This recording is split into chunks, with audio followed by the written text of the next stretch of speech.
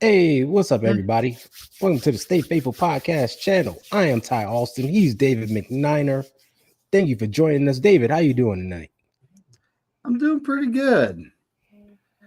Just Yep. checking out the Monday night games, and oh wow, the Falcons are winning 14-7 right now. That's interesting. Alrighty. Okay. Alrighty. That just started at 7:30. So yeah, they jumped on them quick.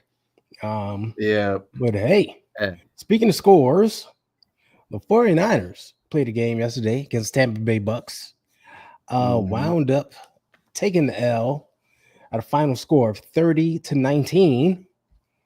uh, in Tampa Bay. I think that's the first time they've beaten us in quite a while. It We only is. played them, this is the third year straight that we've played them and beat them twice, but they got us yesterday. Um, first of all, overall reactions of the game itself.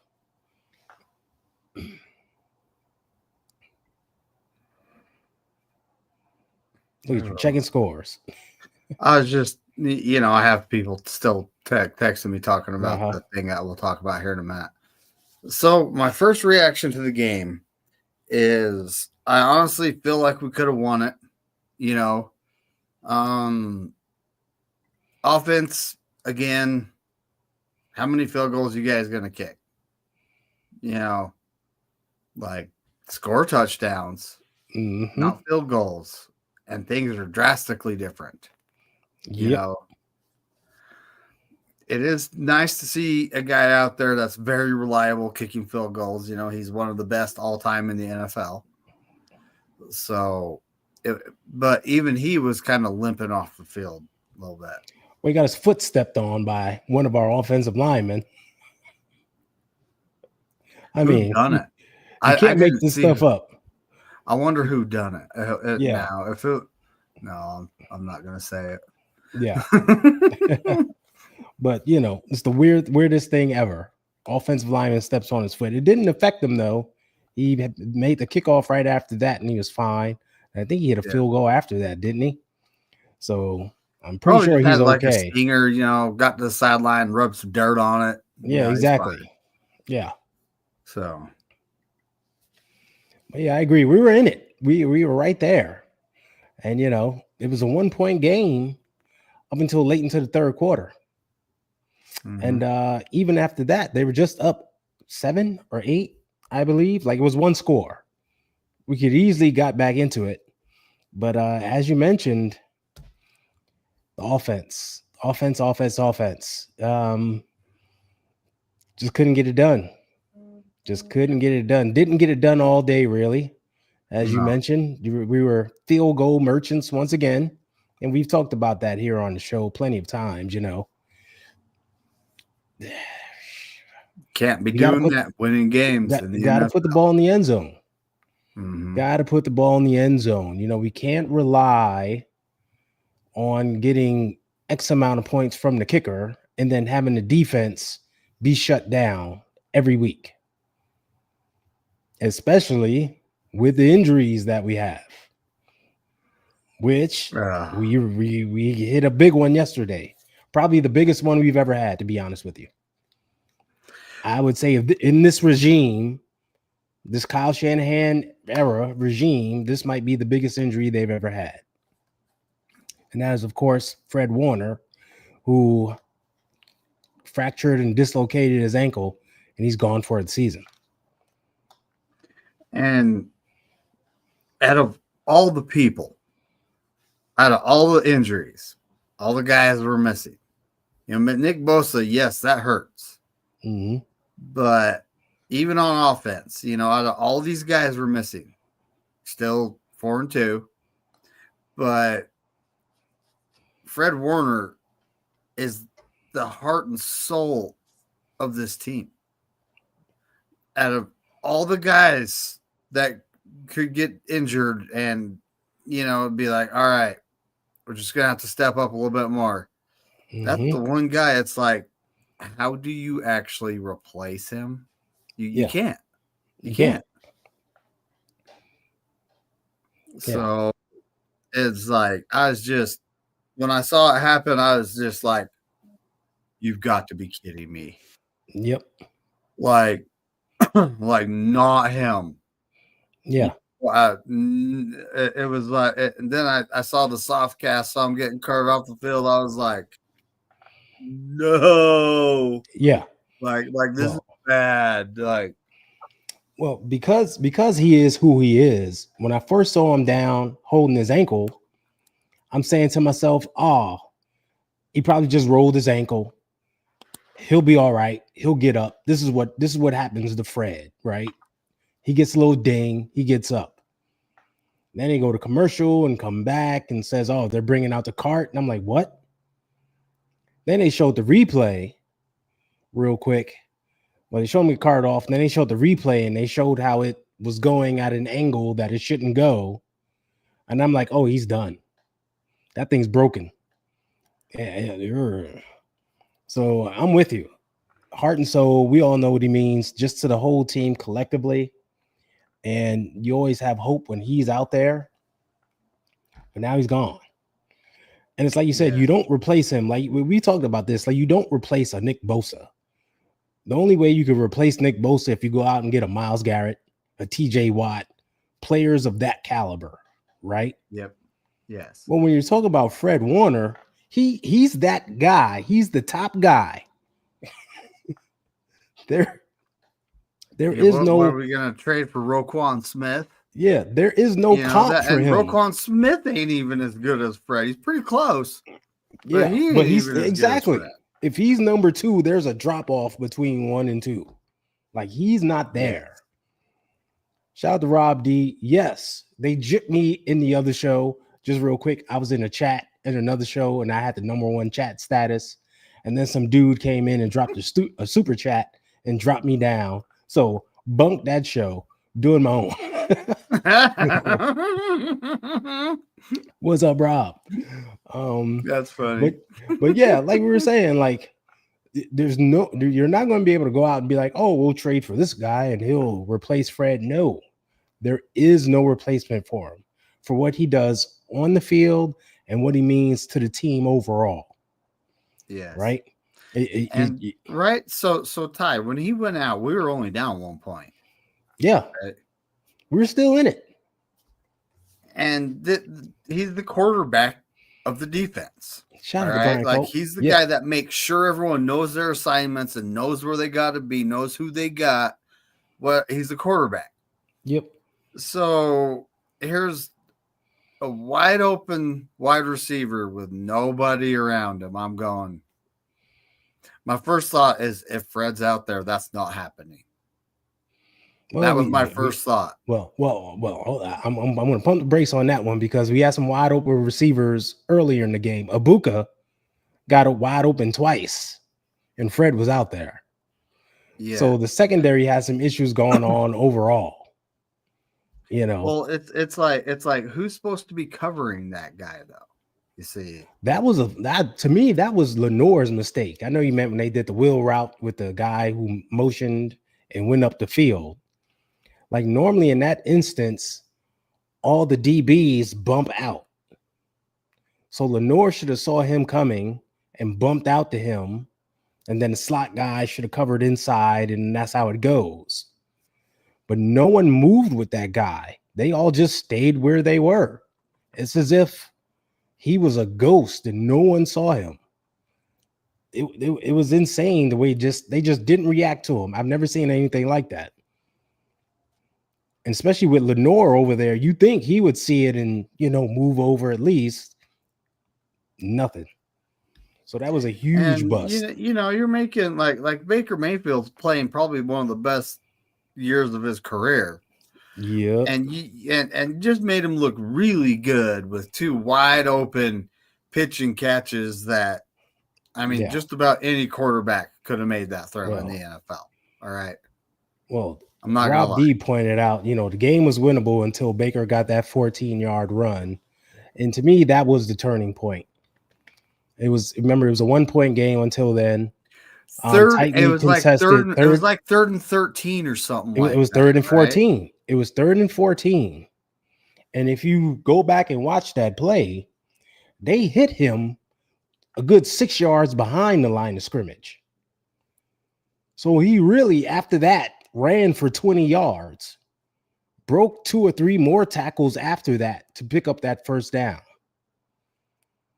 And of course, after that is when they hit the big 45-yard bomb over the top that basically won the game for him. So that was a huge miss, a lack of execution by the defense when he should have been stopped. There's no excuse for that. He should have definitely been stopped. I'm just looking at the chat laughing. Now, we were talking about our offensive woes. Shout out to Fred. Yeah. He's one of the best in the league. I don't know what to expect out of us for the rest of the year. I'm faithful. Yeah. I won't lose hope. Well, even with him going, I mean, you got to look at, just give a little bit of perspective. The defense really only gave up 23 points yesterday, which isn't too bad. Big play here, long drive there, but 23 points is still manageable. That's still winnable if your offense can give you some points. Can actually score touchdowns. Exactly. Right? They got to get in the end zone. And not turn the ball over. Right. Exactly. Now Mac, he's been playing great up until now. He did have 2 INTs yesterday.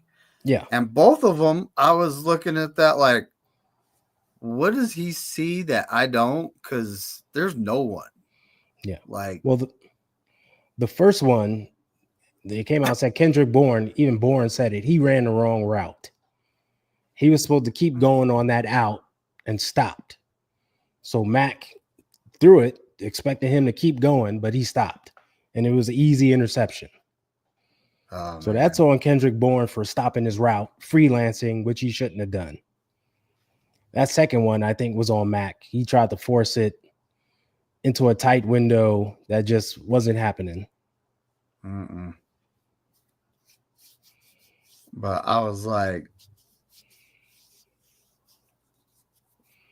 oh, yeah. Brian saying Mac INT wasn't what cost us the game. Bad field position didn't help on 2 of those scores. Yeah, and when we talked about that, like in the Jacksonville game, turnovers.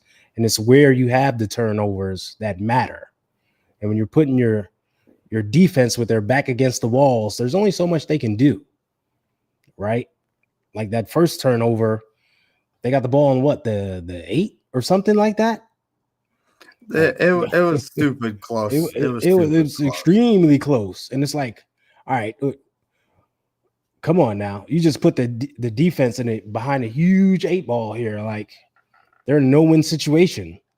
So it's bad. But the offense, we got injuries on offense, and everyone knows about the receivers and them not being able to be out there. But the 2 biggest injuries are in the offensive line. And I don't know why they made the decision to have these guys still out there. And I'm talking about the left guard and the right guard. Like Pooney got injured in the preseason. And that's a 6-week injury. And they only let him rest 3. I mean, if you watched him this season, he's getting beat. He's getting pushed back. He is not the same player. And that's because he's trying to fight through something. Yes. Which ain't working.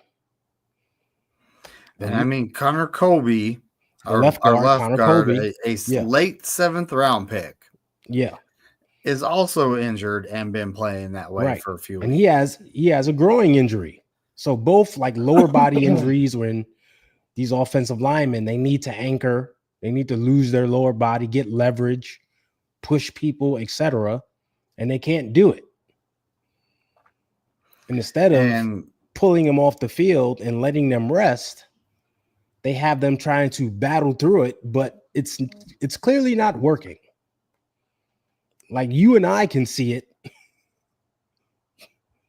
I don't understand why the coaching staff is like, yeah, let them play through it. Like I'd rather get Drew Moss out there and another lineman just to let those guys rest instead of just having them be a liability on the field so much.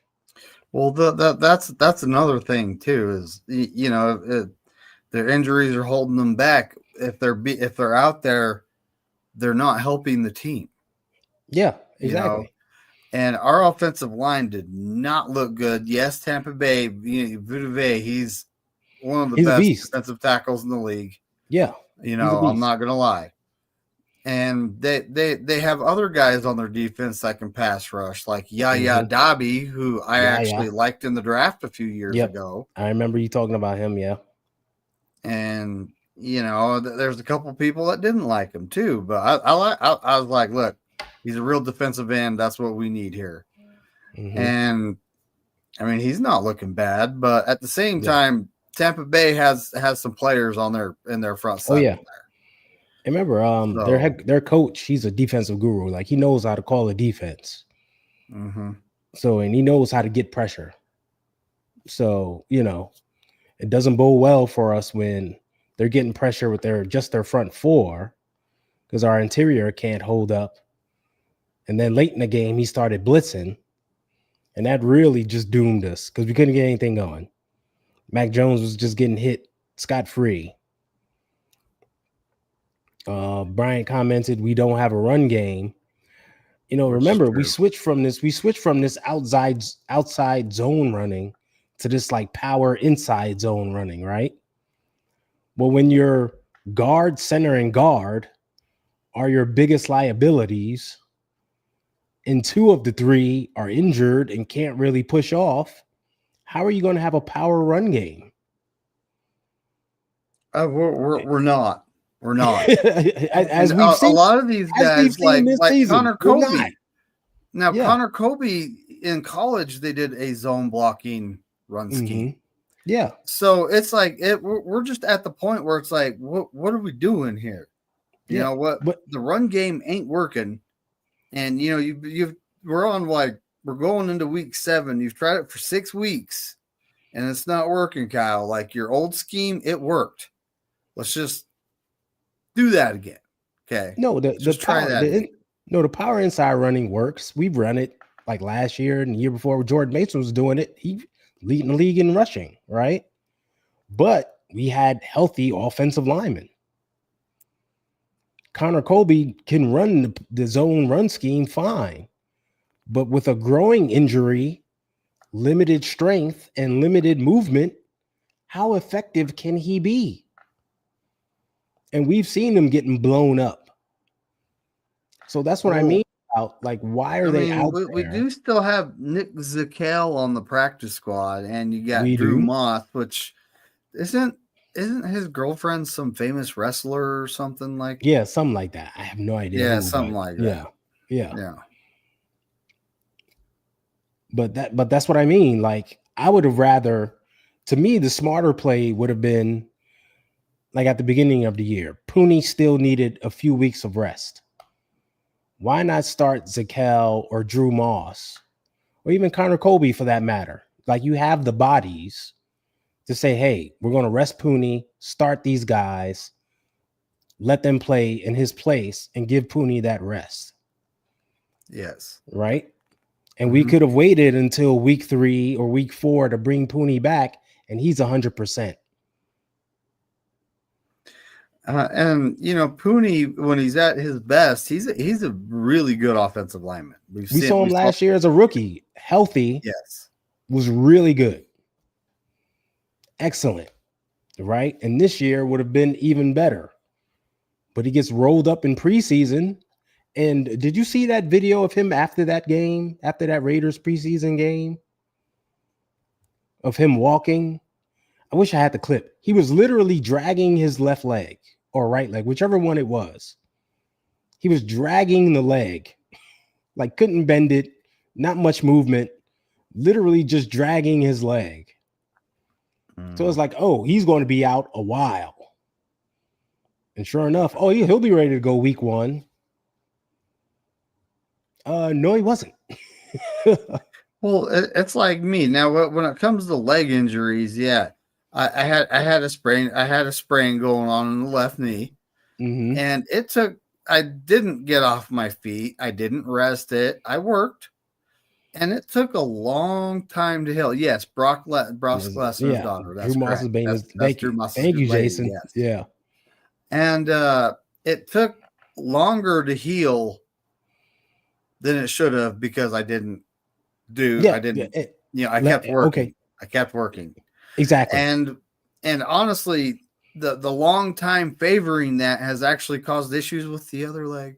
exactly. So think about just your common everyday injuries, what we go through normally. You hit the nail on the head there. Perfect example. We've all been there in some way, right? I've done the same thing myself. Now imagine these guys going out there and they're trying to push against other men and do all these other things and hit and tackle. They're not going to get better. Like, you don't get better by continuing to play football. You're supposed to not. You get away from it and rest and actually heal.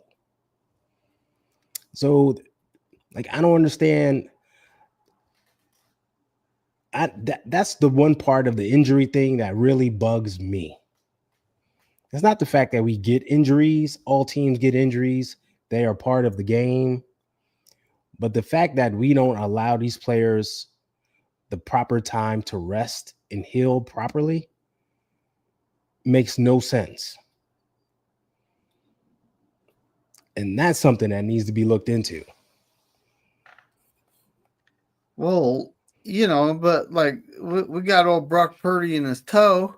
He came in Rocking his for a toe. game, and Yeah. you could tell he was hurt. Like, look at his throws. His throws are high because he's planting that foot and it's shooting pain. His throws are a little high. All right, well, you could tell. Exactly.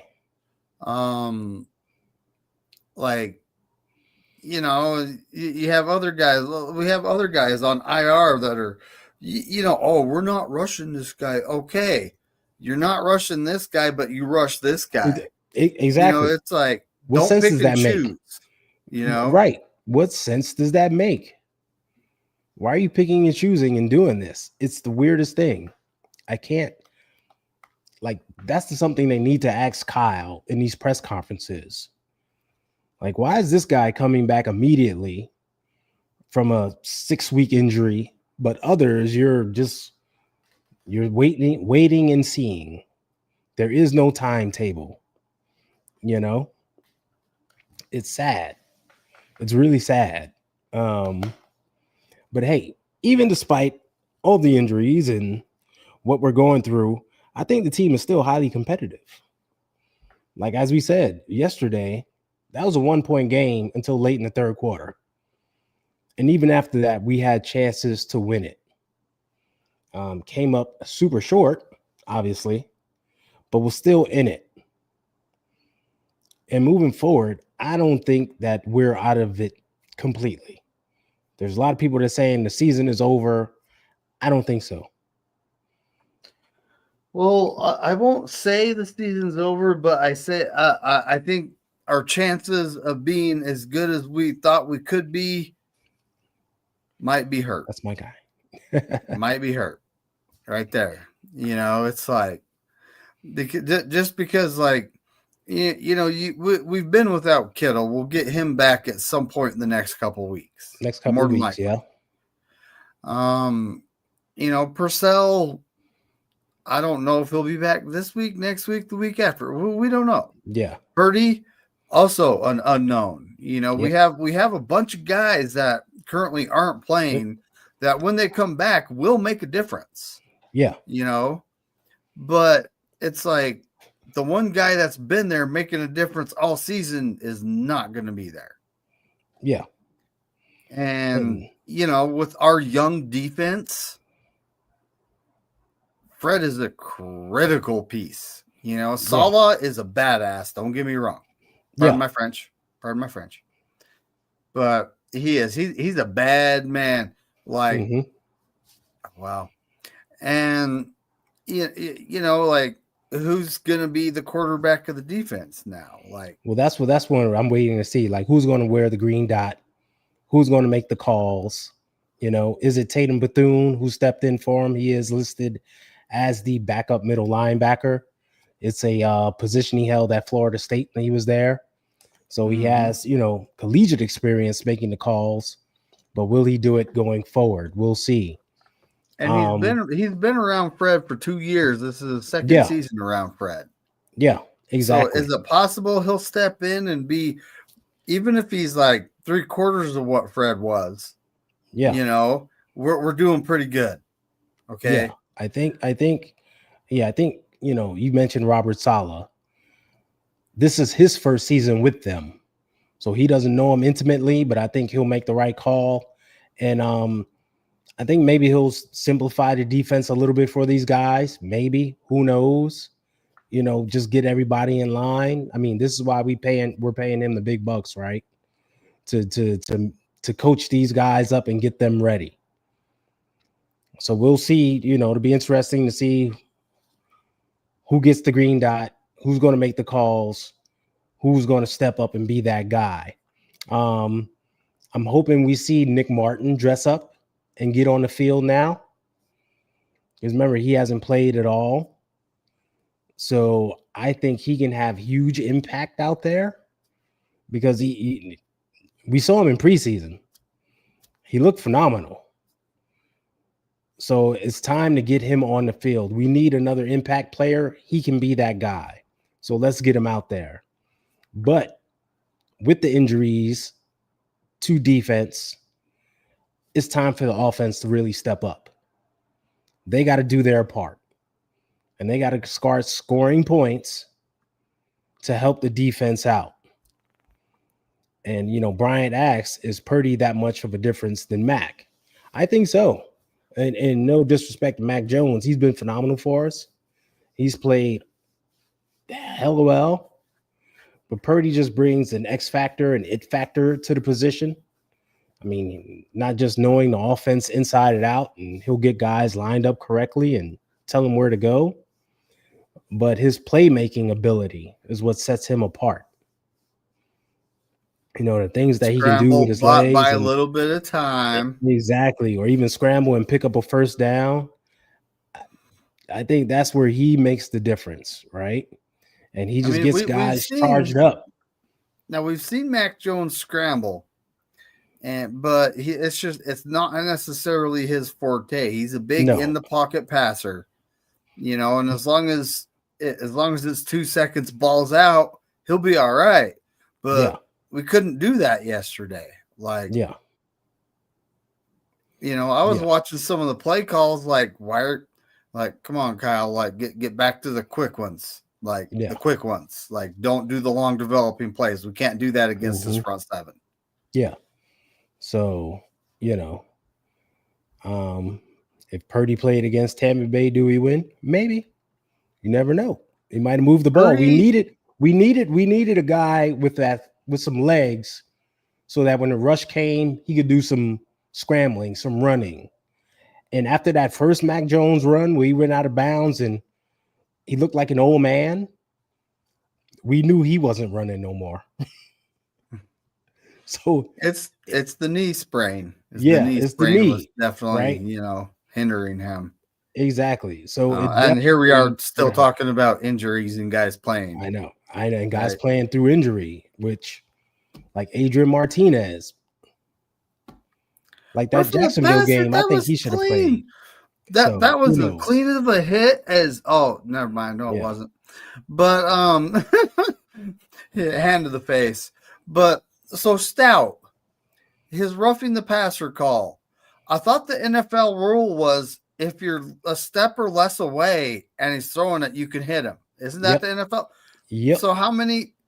I was looking at that like that was bang bang. Why are you guys throwing a flag here? Yeah. Exactly. So it was a bad call. It these refs and those roughing the passer calls and what they call, it's dumb. Mike Pereira on the television said, he might have gotten him with his helmet to his chin, but that didn't even happen. Like he turned away. It wasn't roughing the passer at all. It was just stupid.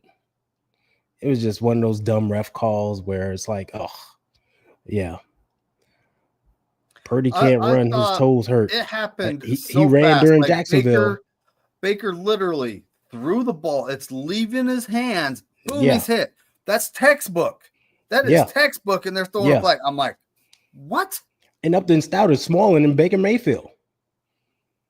So it's like, how much roughing is it? It's one of those just terrible calls. Refs got to do it Bryant, every game. that's why Purdy's not in the games, because he can't run right Yeah. now, buddy.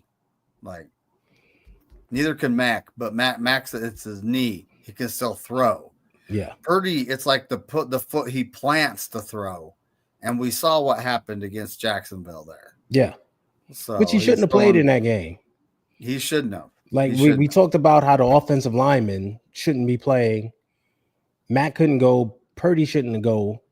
Adrian Martinez should have started that game. Like Kyle should have dialed up something for Adrian Martinez to get to let him play. Like, you got him on the roster. Why is he here if you're not going to let him play? That's true. I mean, we actually worked out like what? A bunch of quarterbacks and wide receivers. Yeah, I saw that. I was looking at that like, huh? You guys planning on people being out for a long time here? Like, what do you guys? Yeah, they're setting up contingency plans. Is like, well, you should have had that in place already, right? Like, we should have had our contingency quarterback in there versus Jacksonville. Adrian Martinez should have started, and Brock should have been the emergency backup in case he got hurt or something. So Brian says Mac playing with the third string is making things happen. He is. And he played with those guys in the preseason. So he has a rapport with them. Kendrick Bourne, we know they have that connection from their playing time in New England. But the other guys, Jake Tonjes and all those other guys, Mac Jones played with them during preseason and during training camp and such. So he's familiar with them. Playing with them is no problem for him. So it makes sense.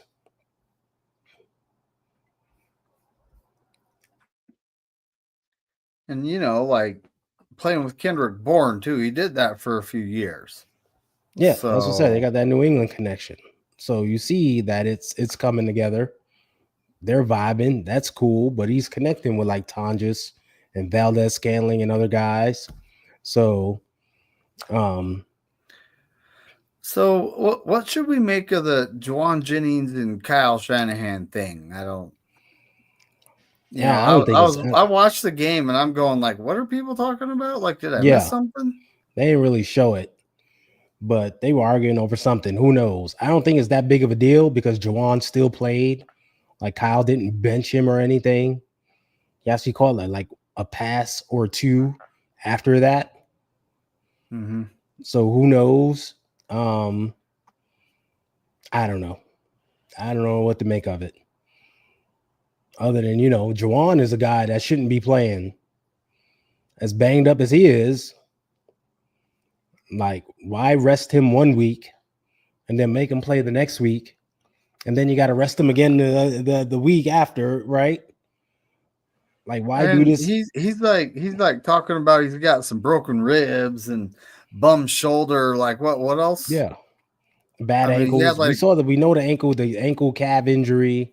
We saw him take the hit to the shoulder, and we saw that brutal hit to his ribs on that 2-point conversion. Like, you can't deny this stuff. Dude is banged up.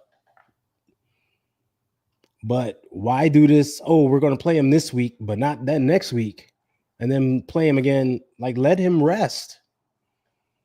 That's why you got, Demarcus Robinson and all these guys there. Kendrick Bourne, we got Valdez Scantling, who, and then the rookie Watkins has still got a calf injury. Yeah, which he's still out. It's kind of like, is he really got a calf injury, or is Kyle doing the red shirt? Yeah, he was injured, but I'm still red shirting him. Yeah, well, he said he may return next week. So who knows? But you got Russell Gage Jr. and other guys like that who Mac Jones played with in preseason, right? Everybody said Russell Gage Jr. had a good training camp and OTAs. Why isn't he on the field? Like, you could have promoted him. Like Brian said, Jennings could have went to IR, or if not, you just rest him and you promote a guy from the practice squad, which you can do, and let him play. Oh, that was So bad. it's a total head scratcher of what they're doing with the personnel and with the players they got injured. And maybe it's because they got off to the hot 3-0 start that they're like, we'll just leave these guys out there and let them play. Like, we're winning, so let's do it. But I don't know why you do it.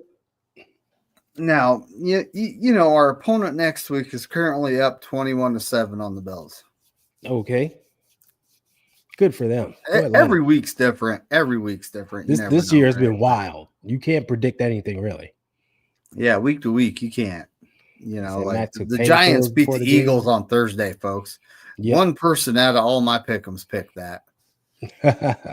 Like we have this poll at work, at work we do too, and I'm in on that. One person. I believe you.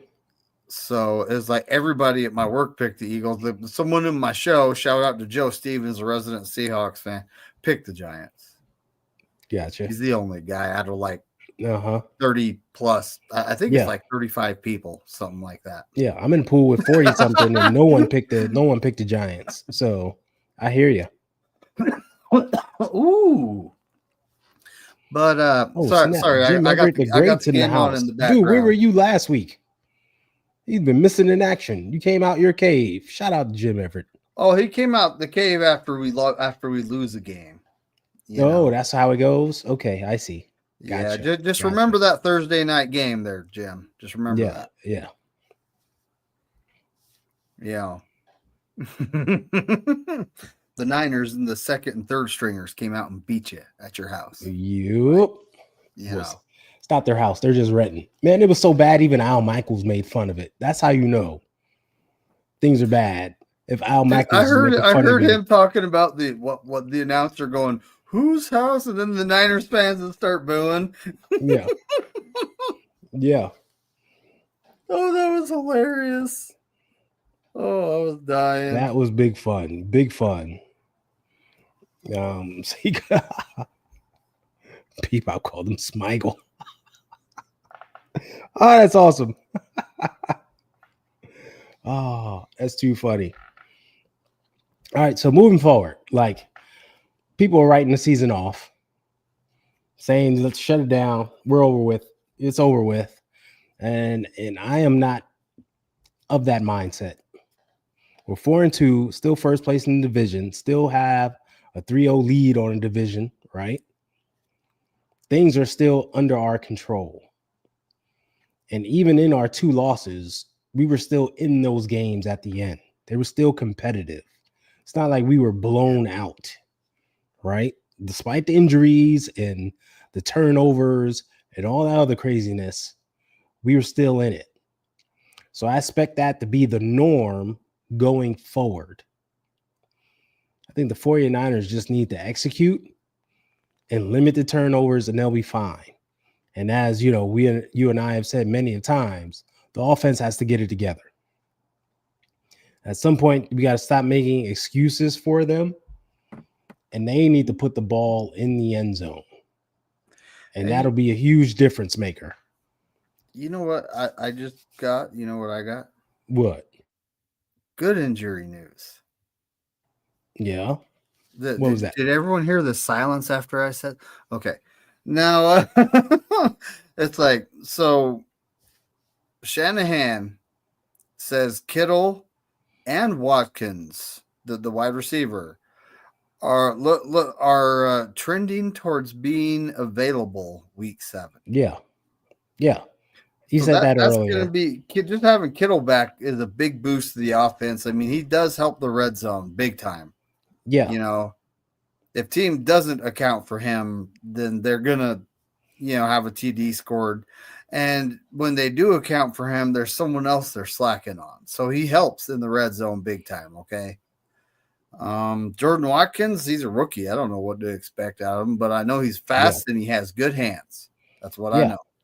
Runs great routes, right? He fits Yes. he fits what Kyle wants to do.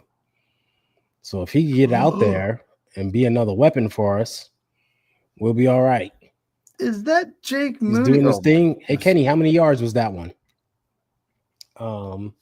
So yeah, but we'll see. We'll see if they actually get back out there because he has hinted at players coming back before, and then it's like, oh, they need another week. So we'll see. I'd much rather them be cautious and wait another week if they needed to than to rush those guys out there. Especially Kittle with his hamstring. We know hamstrings can tear and twist and do all that weird stuff. I'd rather them wait with him. Right? But when he's out there, we know the huge difference he's going to make. And with the emergence of Jake Tonjes being a reliable pass catcher as well, we could do some 2 tight end things on offense, right? Oh yeah, and Do don't some forget different Farrell. Don't forget Yeah. Farrell. That our And blocking Farrell's tight out end, there, though. but he's not the pass catching target like those two are. Yes. I should say. So Okay, like we can have those two on the field, show a run formation, play action off of it, right? Hit these guys for something big. Like it's different things that we can do offensively that'll hopefully open things up on the offense. So Moody has hit 47 and 48 yards. Okay, that's nothing for him. That's well within his range, but good for him. But it's like hold up, like you change teams all of a sudden. Then maybe it's coaching. No, maybe he just needed a change of scenery. Right? Listen. When Jake Moody was healthy, he was one of the best kickers in the league. Period. Point blank. That's who he is. Everyone only remembers him when he came back from his bye, when he came back after the bye week last year, right? Mm-hmm. And as we just talked about, this team putting players on the field while they're injured, Jake Moody was still injured. It's documented. He was still injured. Now, Brock Purdy hurt his toe. Not his throwing arm, his toe. And he was ineffective. Mm-hmm. Jake Moody hurt his kicking foot, his ankle. And he's supposed to kick long-range field goals with the thing that is hurting. Does that make sense? And you can tell by the first game, the Tampa Bay game. Remember that? Where he missed 3 field goals. He also made 3, but he missed 3. You can tell from that game, he was clearly still hurting and wasn't effective as he normally is. And they just left him out there. That's the type of stupid personnel injury decisions that this regime makes. But back to Moody, very good kicker. I say this all the time. Everybody was thrilled about Eddie Pinheiro. Oh, he's a career 88% field goal kicker, one of the highest in the league. Before Jake Moody got injured, his field goal percentage was 87.1. So if Eddie Pinheiro was 88 and Jake Moody is 87.1, they're basically the same kicker. So yeah, there you go. There you go. So that was dangerous. Yeah, and this is another thing, Brian. That fans did hate him from the start because of where he was drafted. Like he had anything to do with that, but fans are going to be fans. Yeah, well, let's talk about how did Jake Moody get injured. Let's talk about that for a second. Bad special teams. The thing happened to Wisnowski. They're both trying to make a tackle that they shouldn't have been trying to make because our coverage unit sucks. They shouldn't have had to make because our special teams unit should have, had good coverage and tackled the guy but they had to be the last line of defense and make a tackle. So Jake Moody suffers a severe high ankle sprain. And there you go. And the next week, Matthew Wright, his replacement, the exact same thing. Like, it's stuff you can't make up in 49er land. And our special teams unit is better this year. Shout out to Brent Boyer, doing a good job. He did have that one snafu in the Jacksonville game. But overall, it is better. We still need a good return man, however, because Sky Moore he's out of his mind. He once again returned 2 more kicks inside the two more punts inside the 2-yard line. I mean, inside the 5. One of them was at the 2-yard line when he fielded it. Let go. Let go. It's like the normal rule is you stand on the 10, and if it's over your head, you let it go. But he's going back to field them. Is he convinced he's going to return that for a touchdown here? I mean, like, what are you trying to do? Exactly. And it's costing us valuable field position. It is. Because, like, on a few of them, like, their kick coverage isn't even down there. So you can let it hit the ground and bounce. So, yeah. I don't know what's up with that. Did you notice Brian Robertson Jr. was on the kick return team and not Isaac Guerrero? I did kind of notice that. You know, I did notice Isaac Guerrero was on the special teams coverage unit, though. Yeah, he was still out there. He was still in special teams coverage, but he wasn't on kick return. And I'm wondering, what's that about? And, like, why use our backup running back, like the number 2 running back, for that role? I don't know, because Guerrero hasn't muffed anything. No. And he hasn't had that many, like, return opportunities. Like, I think he had maybe like 2 returns this year so far. So maybe the Niners were thinking about, jettisoning Sky Moore. Maybe when other wide receivers come back.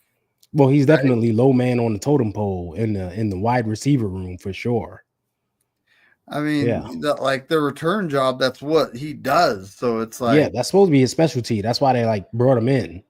Mm-hmm. Kenny says anyone is better than Sky Moore. Like, I don't know. With Isaac on his way out, maybe. But who's gonna?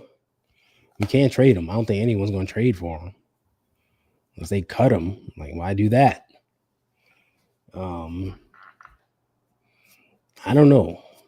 They're tinkering on special teams, as we can see, but are they doing it in the right way? Like, that's hard to say. Yeah, like with CMC's usage being as high as it is, and knock on wood, he would be the next big domino to go down if anyone would.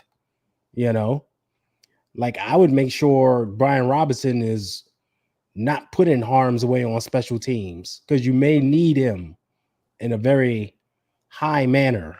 You know what I mean? Yes. Like, I would not have put him out there. He said Jordan James pictures are showing up in post offices. Yeah, he's nowhere to be seen at all. Crazy. He's a rookie in Kyle's offense. What do you expect? Yeah, that's true. We know how rookie backs are in Kyle's offense. You just don't wide see receivers too. That's why I'd be surprised to see Jordan Watkins on the field if he's healthy, but we'll see. Yeah, you never know. He'll get in there if like somebody gets dinged up. Like if Jawan Jennings gets injured during the game, then you got to use Jordan Watkins. Then you'll see him on the field. That's the way. That's what it'll be. Jordan James pictures are showing up in post offices and the back on the back of milk cartons. Yep. Exactly. That's old school right there. that is old school. Yep. Kind of aging yourself there, Kenny. Dude, so we're on to Atlanta, who's kicking butt right now, but they got to travel to us, so it could be a whole different ball game. Hey, I want them to come in flying high. Yeah, so we can shoot them down. I want them to beat the Bills and be feeling like, yeah, come on, because we can shoot them down. Exactly. Right. Exactly. So don't count us out. I think we're still in it very much. We're getting healthy. I just think they really need to be smarter about these injuries so we can really get healthy. Um, Kenny, I hope the Doghouse has HBO. I mean, you got to keep the guys entertained somehow. they probably don't. It's just Kyle's playbook and a little light so you can read it. That's it. And a whole bunch of plays playing on the TV of what not to do. Exactly. I was like, just Kyle's voice coming through a speaker like Big Brother, 1984. Run the right way, I say, or else you'll never see the field. Yeah. But yeah, like I said, I'm not giving up on the season. It's just my hopes are hurt. You know? Losing Fred is a big one, but Oh man, got to be next man up. Like we said, like got to keep playing. Like the season isn't over, games are still there, and we can accomplish big things. No one gave us a shot against the Rams, and we went in there and won. So we got to have that same mentality of, hey, we can do this. And like, let's do it for our fallen brethren. Like, let's get it together. and you know, if we win a game or two, like say the next 2 weeks, John Lynch will be like, all right, what's up on the trade market here? Well, he's already been putting feelers out there, and we know how this goes. I'm just not willing to. I mean, it's like I don't give them the second, third round. We just can't get rid of those picks. We need those guys. No, because we're building for the future, right? We saw the plan this year. Yes. Draft smart, draft high quality guys to help build for the future. That's what we're doing. I mean, so he doesn't want to get rid of those high value picks.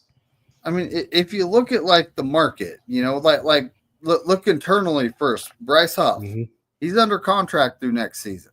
Yeah. If we trade for a guy, say, the Dolphins, Nick Chubb, number one, he's going to cost us $20 million for the season for the next 2 seasons, almost not quite, prorated this year, but draft capital wise, he's going to be cheap. Yeah. He's probably going to be one of the cheaper options on the market because of his price tag. Yep. But we also have Bryce Huff through next season. So it would be like next season, all of a sudden you have 2 situational pass rushers you can bring in. I mean, does Nick Chubb set the edge? No, and that's the problem with a lot of these guys. They're just pass rushers. Exactly. They don't set the edge or do things in the run that we also need. That's why I say, like, you want to replace Nick Bosa. Nick Bosa is a 3-down, every down lineman. He's not just a pass rusher. He's also highly effective against the run. Myles Garrett, TJ Watt, maybe Trey Hendrickson from Cincinnati, but that guy's he's only under contract for the rest of the year, and they'd probably want some draft capital for him. Yeah, they did. I remember they originally came out and said, 2 firsts, a first and a second. And it's like, do we really want to give that up for a 1-year rental? I don't think so. That hurts us in the long run. So do you really want to do that? I don't think that's the play. I don't think it is. But dude, we're hitting our hour. Our hour is up. Kenny says Moody is perfect. For me, I got East Coast Red and Gold podcast coming up Wednesday, 8:00. Make sure you tune into that. I'm also going to drop a Jake Moody video, a dedicated Jake Moody video, giving people the timeline and what really went on with him. I got quotes from like Mayoko and some people. It's going to be good. Make sure you're stay tuned and be aware of that. David, what you got going on this week? Well, we do the weekly Pick'em show. So the Corey Davis 49er Wednesday. It's 2 hours after East Coast Red and Gold, folks. So there's plenty of time to, watch their show. You got an hour to get some dinner, and you can sit down and listen to us talk RS. But it's like, it's kind of, it's just one of those shows, I guess. Like every Wednesday, where to be. Be there. Right. That's right. So, hey, thanks everybody for tuning in. Make sure you like and subscribe to my channel and David's. We alternate every Monday. So just lock in with us. Oh man, I use that overused phrase. Tune in with us. We enjoy it. Enjoy it. Lock in. Make Shout sure you out stay to faithful, Devo. everybody. Hey, David, take us home, man. Hey, as Corey Davis says, go 49ers and F all 31 other teams. That's right. See ya. And as I say, F the Rams. Take the L, Jim. Take the L. Take that, Jim Reverend. Now go back to your cave.